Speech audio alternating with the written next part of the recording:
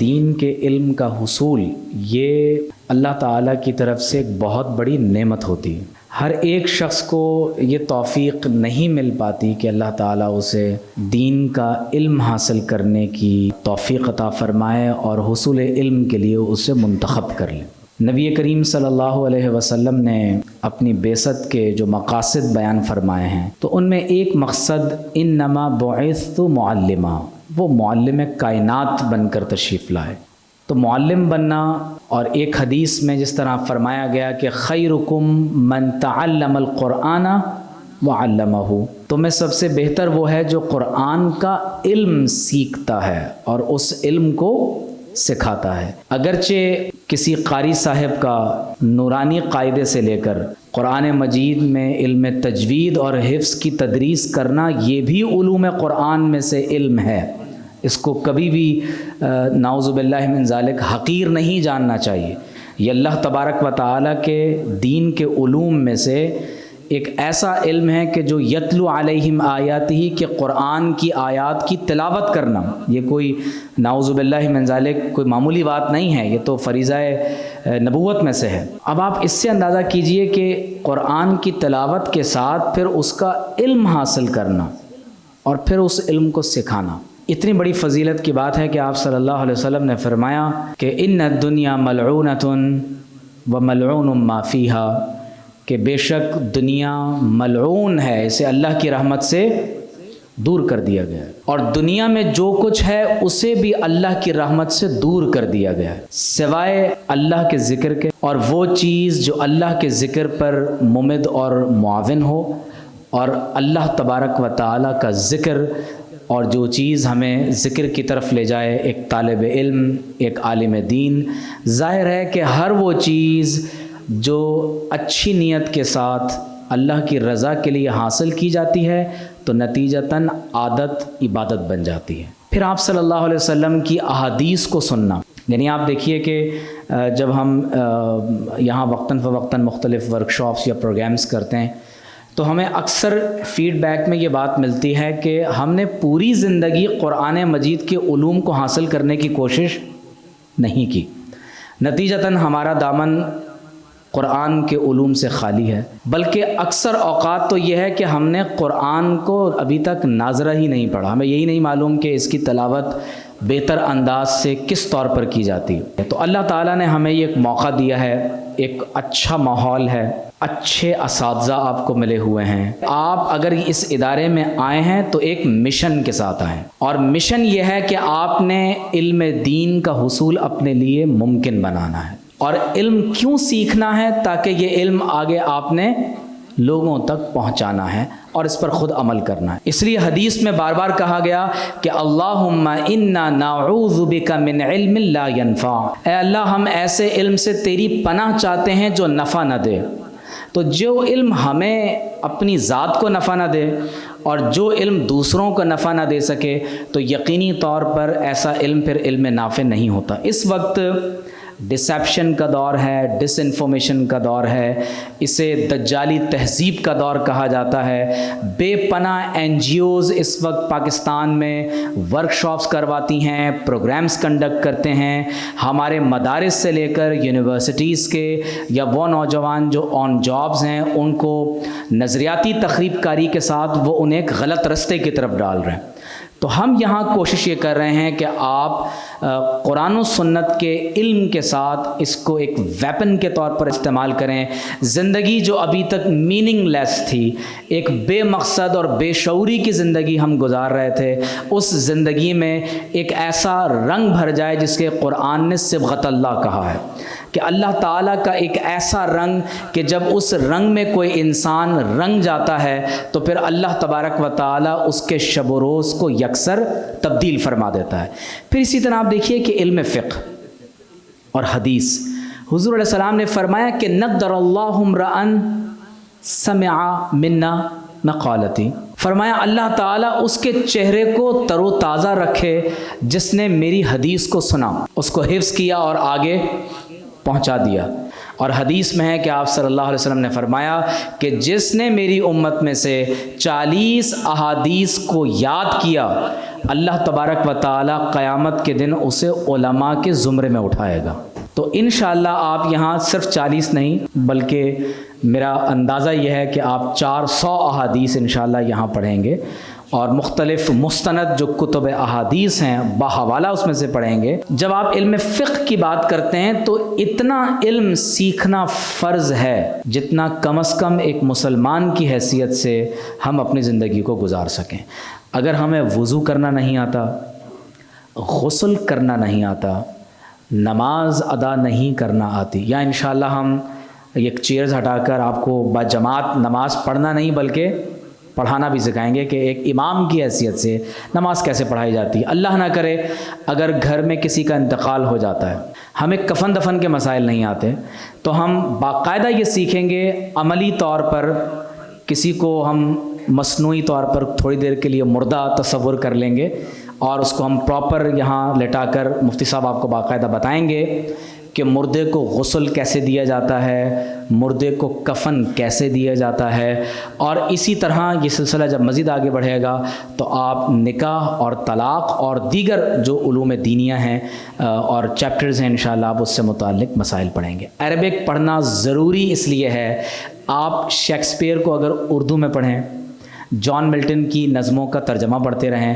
تو ظاہر ہے کہ آپ اس اصل ایسنس کو نہیں پہنچ سکیں گے جو کسی مصنف نے اپنی کتاب میں اپنی زبان میں ڈیلیور کرنے کی کوشش کی ہے۔ حضور علیہ السلام نے فرمایا کہ عربی زبان سیکھو اور اس سے محبت کرو۔ کیوں؟ فرمایا کیونکہ میں خود عرب ہوں اور قرآن کی زبان عربی ہے، تو اس لیے عربی زبان سے محبت اور ایک شغف یہ ہمارے ایمان کا جز بھی ہے۔ اور انشاءاللہ جب آپ خصوصی طور پر نبی کریم صلی اللہ علیہ وسلم کی سیرت پڑھیں گے تو سیرت کا جاننا اس لیے ضروری ہے کہ قرآن ناطق ہے، اور بعض علماء اس کو قرآن صامت کہتے ہیں۔ صمتا، خاموش، آپ قرآن کی تلاوت کر رہے ہیں لیکن محمد الرسول اللہ صلی اللہ علیہ وسلم کا اسوہ حسنہ اور سیرت یہ قرآن ناطق ہے، یا ایک صورت میں یہ قرآن صامت ہے کہ آپ قرآن کو ایک پریکٹیکل ڈیمانسٹریشن میں لَقَدْ كَانَ لَكُمْ فِي رَسُولِ اللَّهِ أُسْوَةٌ حَسَنَةٌ لِمَنْ كَانَ يَرْجُو اللَّهَ وَالْيَوْمَ الْآخِرَ وَذَكَرَ اللَّهَ كَثِيرًا۔ تو قرآن میں جو کچھ لکھا ہوا ہے اس کی عملی صورت محمد الرسول اللہ صلی اللہ علیہ وسلم کا اسوہ حسنہ ہے۔ تو جب ہم اسوہ حسنہ کے ساتھ قرآن پڑھیں گے تو انشاءاللہ تعالی آپ کو لگے گا کہ آپ کی زندگی میں صرف ایک ظاہری نہیں بلکہ روحانی اعتبار سے ایک بہت بڑا ایک انقلاب انشاءاللہ تعالی وہ برپا ہوگا۔ پھر آپ یہ دیکھیے کہ جب آپ پاکستان پینل کوڈ یا کانسٹیٹیوشن کی بات کرتے ہیں، عموماً آپ نے دیکھا ہوگا کہ ہمارے ہاں ریلیجیس کرنٹ افیئرز میں بہت زیادہ یہ ایشوز زیر بحث آتے ہیں۔ ابھی ٹرانسجینڈرز ایکٹ پر بات ہوئی، ربا کا مسئلہ آپ جانتے ہیں کہ زیر بحث ہے، وقتاً فوقتاً حدود آرڈیننس کے حوالے سے ہمارے ہاں چیزیں زیر بحث آتی ہیں۔ میڈیا میں آپ دیکھتے ہیں بے تحاشا موضوعات ہمارے سامنے بکھرے ہوئے ہیں، لیکن ہوتا کیا ہے ہمیں تو یہی نہیں معلوم کہ 295C میں لکھا ہوا کیا ہے۔ پھر جب آپ اینٹی احمدیہ لاس کی بات کرتے ہیں تو اس میں کیا لکھا ہوا، اور انشاءاللہ جب ہم عقیدے کے باب میں بات کریں گے تو وقتاً فوقتاً کچھ ورکشاپس ایسی بھی ہوں گی کہ جس میں ہم آپ کو عقیدہ ختم نبوت پر، میں وہ پوری ایک ورکشاپ میں آپ کو بتا دوں گا کہ عقیدہ ختم نبوت کیا ہے اور کس طرح سے اس عقیدے کا امت نے دفاع کیا ہے، تو وہ انشاءاللہ پورا ایک ورکشاپ کی صورت میں ہم دیکھ لیں گے۔ تو اس کے ساتھ ساتھ جب آپ ماڈرن اور اسلامک فلسفی پڑھیں گے، یہ پڑھنا ضروری کیوں ہے؟ یہ اس لیے پڑھنا ضروری ہے کہ یہ وہ دور ہے جسے وار آف آئیڈیاز کا دور کہا جاتا ہے، جو کلیش آف سویلائزیشنز کا دور ہے، جس میں مغربی تہذیب ہمارے گھروں میں، ہمارے تعلیمی اداروں میں ایک سیلاب کی طرح سے داخل ہوتی چلی آئی ہے۔ اب نتیجہ کیا ہے کہ ہمارے پاس، نوجوانوں کے پاس عموماً اتنا وقت تو نہیں ہے کہ وہ پورے کسی مدرسے میں جا کر 8 سالہ درس نظامی کر سکیں۔ یہ تو ان علماء کی ایک بہت بڑی قربانی ہے کہ وہ زندگی کا ایک اتنا بڑا حصہ 8 برس تک مدارس میں لگاتے ہیں۔ یہ کوئی، میں آپ کو بتاؤں کہ یہ آسان نہیں ہے کیونکہ وہ علم جس کو پڑھنے کے بعد فوری طور پر آپ کو کوئی لاکھوں روپے کی آپ کو نوکری نہیں مل سکتی. آپ سوچیں کہ ایک مؤذن سردی ہو یا گرمی ہو، خزاں ہو یا بہار ہو، امن ہو یا جنگ ہو، وہ ہر حال میں 1400 برس سے فجر، ظہر، عصر، مغرب، عشاء اپنے وقت پر اذان دے رہا ہے. یہ دیوانگی نہیں ہے؟ مجھے بتائیں یہ دین کے ساتھ ایک مؤذن کا کتنا زیادہ ایک ڈیڈیکیشن ہوگی کہ طوفان کے اندر بھی اذان اپنے، کوئی نماز کے لیے آئے یا نہ آئے، مؤذن اذان دے رہا ہے. اور یہی بات ہے جو قیامت کے دن ان کی گردنوں کو اونچا کرنے والی ہوگی. تو لہٰذا اس عہد میں یہ گزارش کروں گا کہ اگر ہمیں یہ موقع مل رہا ہے تو آپ اس کو اپنے دل سے اون کیجیے، اس کو اپنا مشن بنائیں، اپنا پیشن بنائیں. آپ کا ٹیچرز کے ساتھ انٹریکشن رہے گا، میرے ساتھ بھی انشاءاللہ انٹریکشن رہے گا. تو ضرورت اس بات کی ہے کہ ہم آگے بڑھیں. میں اس بات پر اپنی بات مکمل کر رہا ہوں کہ شام کے ایک بہت بڑے عالم ہیں حضرت عبد الرحمن حفار رحمۃ اللہ علیہ. حفار عربی میں کہتے ہیں قبر کھودنے والے کو. ایک گورکن، اس کے پاس ایک میت کو لایا گیا، ایک عورت اپنے ساتھ ایک میت لے کر آئی، بہت چند لوگ ان کے ساتھ جنازے میں شامل تھے. اس گورکن نے جب قبر کو کھودا اور جیسے ہی میت کو اندر رکھا تو اللہ تعالیٰ نے نگاہوں سے پردے ہٹا دیا اور اس نے یہ دیکھا کہ اس نوجوان کی قبر جنت کا ایک باغ بن گئی.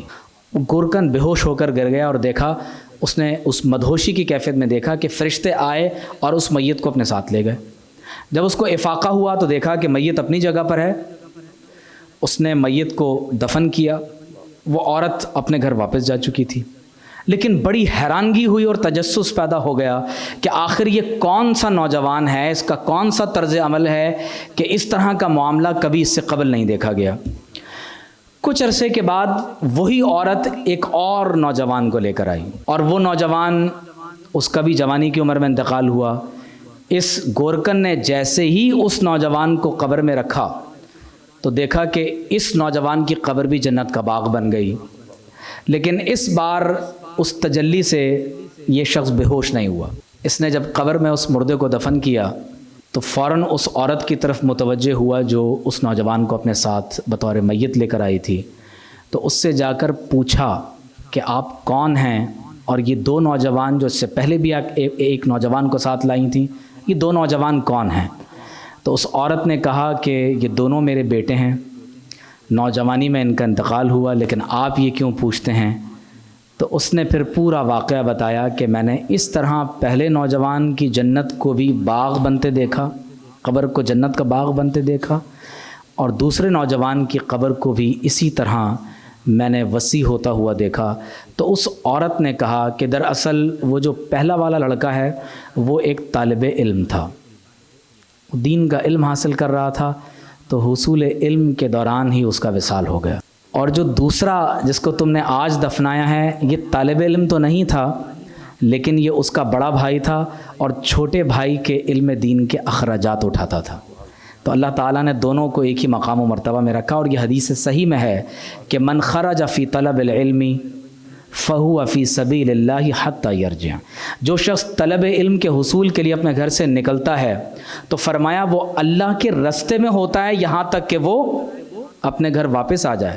اور فرمایا من طلب العلم کان کفارۃ لما مضی. جب آپ کے دل میں یہ طلب پیدا ہو جائے، ہر اسٹوڈنٹ طالب علم نہیں ہوتا، ہر اسٹوڈنٹ کے دل میں علم کے حصول کی ڈیزائر، طلب نہیں ہوتی، وہ اس کا پیشن نہیں بنتا، وہ اسے مقصد حیات نہیں بنا لیتا. تو اگر کسی کو اللہ نے علم حاصل کرنے کی طلب عطا کر دی ہے تو حضور علیہ السلام نے فرمایا کہ صرف یہ طلب اس کے گزشتہ گناہوں کا کفارہ بن جاتی ہے.